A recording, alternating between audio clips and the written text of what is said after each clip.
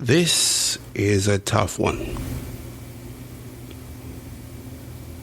An absolute brutal one.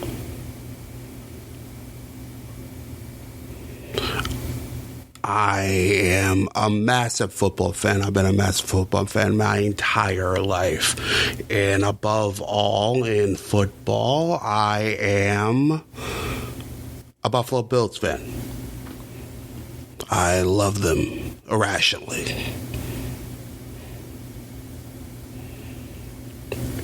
I'm also a brother, a son, and when you see things about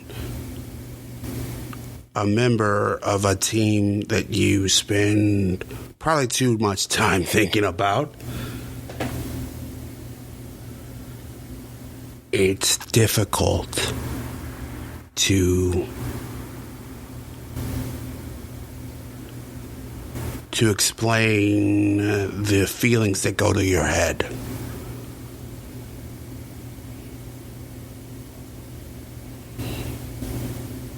For those of you who don't know what happened, a woman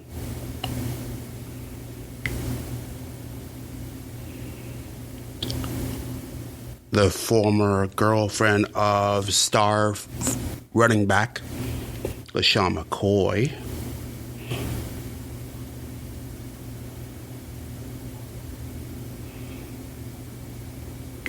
Delicia Corden was beaten. Someone broke into her house and beat the crap out of her. Nearly caved her face in.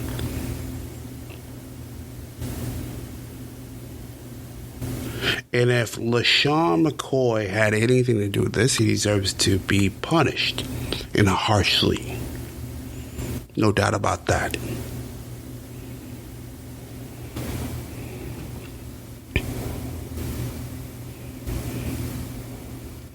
But the trouble I have with how this whole scenario went down over the last week is the same trouble I have with elements of the Me Too movement.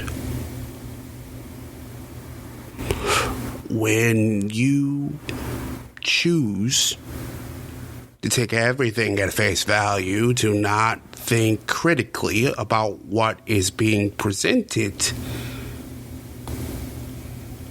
you open yourself to possible fraud, to bad actors,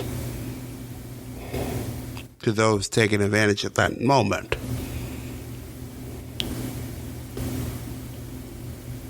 We don't know if that is what's going on here. But as the week went on, things became increasingly murky.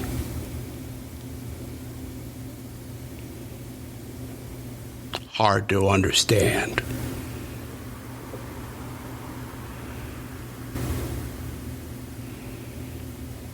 McCoy, like anyone who has been accused of anything awful publicly, are facing what Charlemagne the God once said: the truth don't matter if the lie is more entertaining.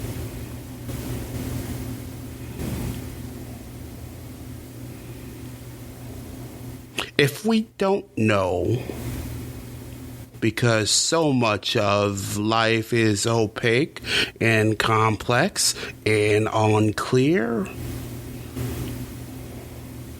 and we make a dramatic public declaration of fact, despite the fact we don't know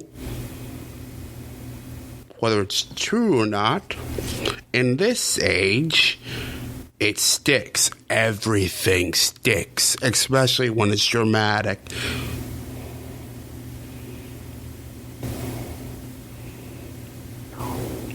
These declarations are fascinating to me.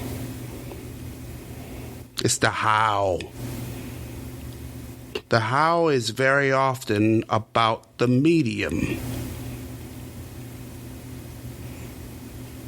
Recently, the story about the kids separated from their parents on the Mexican border. It wasn't the fact that they were separated that sparked the outrage, although it should. Variations of it and worse have happened within the last 5 years. Don't believe me?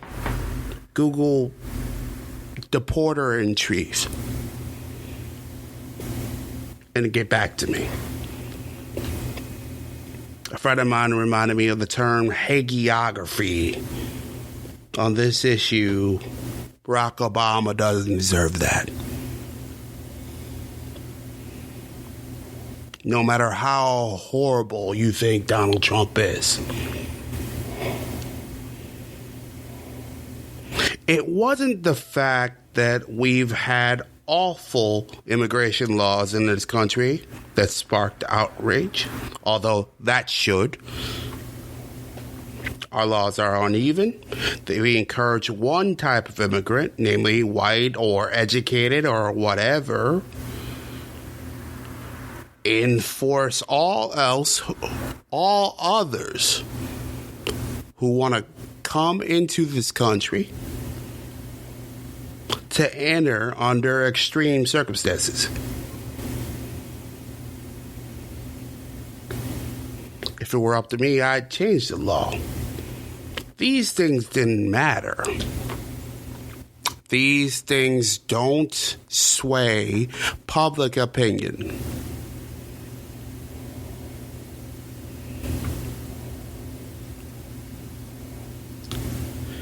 In this case, it was the video.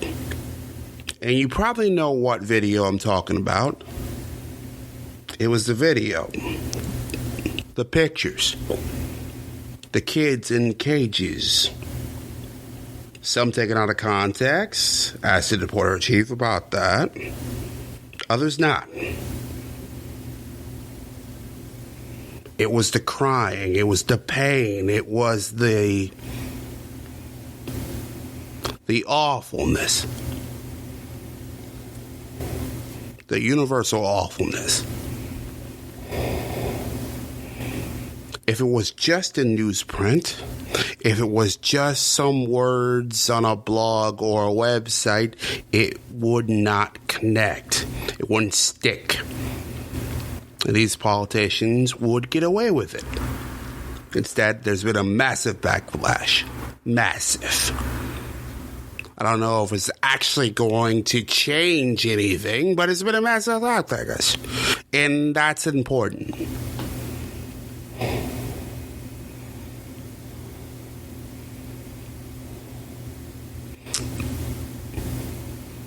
It was the medium that was a judge, not the context, not the complex reality. 3 presidents in a row have all tried to change our awful immigration laws, but Congress isn't interested. It was the visceral awfulness caught in audio and moving pictures, and otherwise, that alarmed America. This was something that Alicia Gordon understood. She put her battered and bruised face on Instagram, tagged the NFL, the Buffalo Bills, and her ex-boyfriend, LaShawn McCoy. In her caption, hurled accusations, steroids, and abuse at McCoy. Steroids, for those of you who don't know, are a banned substance that is tested on athletes like McCoy. She quickly deleted the video. And Gordon is clearly a victim here. A victim. She wants justice. She understood that the most powerful weapon in her arsenal was that image. And boy, it's powerful. Now, is it possible that it wasn't her? Maybe someone else had access to her account, had access to that picture, and hurled that accusation. It's possible. I think that's a stretch, but it's possible.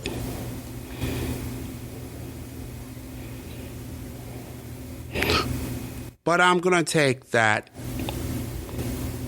as a given at the moment, that this was Corden making this decision.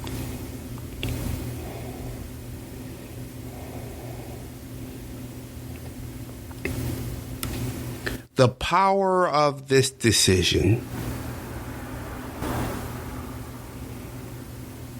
combined with the times we live in,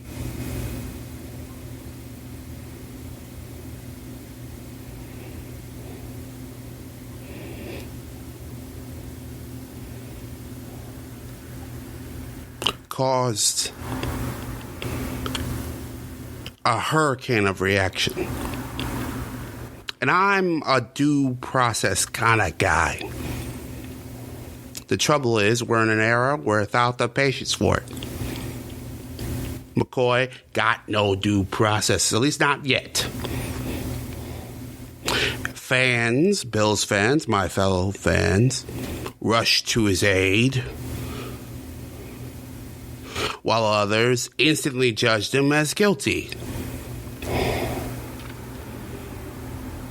The precious few like myself, in the middle, don't know what to make of it.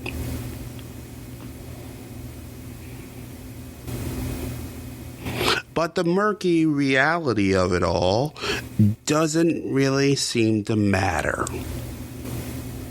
It's just fodder for the latest social media fire.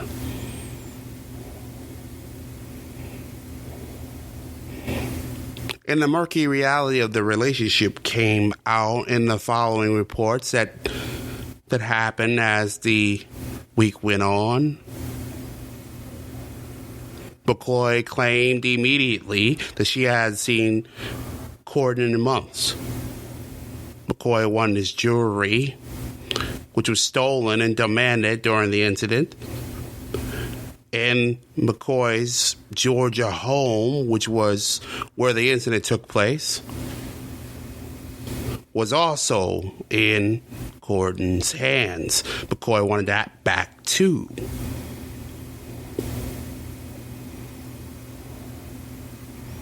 Corden and McCoy are in a legal battle over both. They have a court date coming soon. And now Corden's lawyer claims that she is now unsure that McCoy was involved.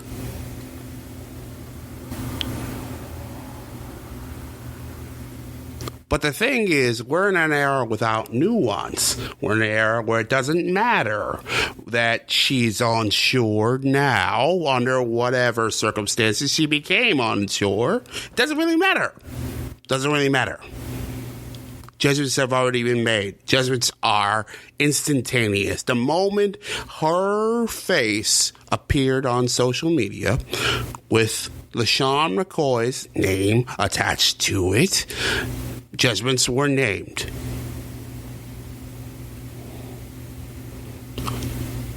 And that's going to change. That's going to chase McCoy for the rest of his life.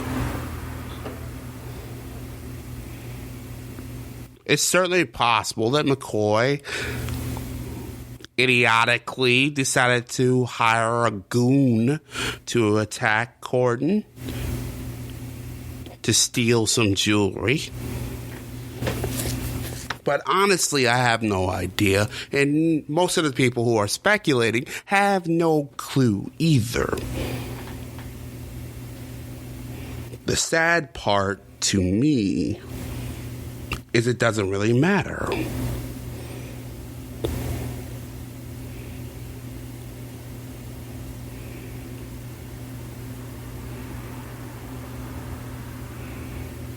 Because in this era, the truth don't matter if the lie is more entertaining.